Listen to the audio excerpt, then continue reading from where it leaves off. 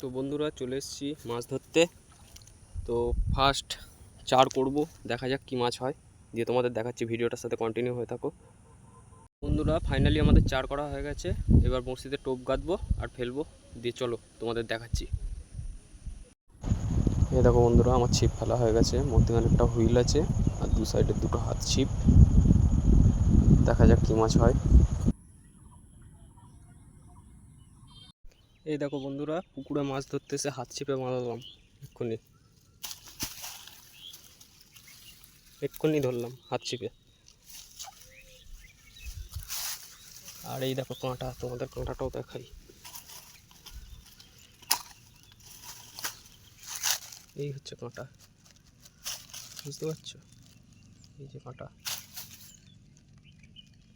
এই কাঁটায় ফোড় হয়েছে এই যে মাছটা।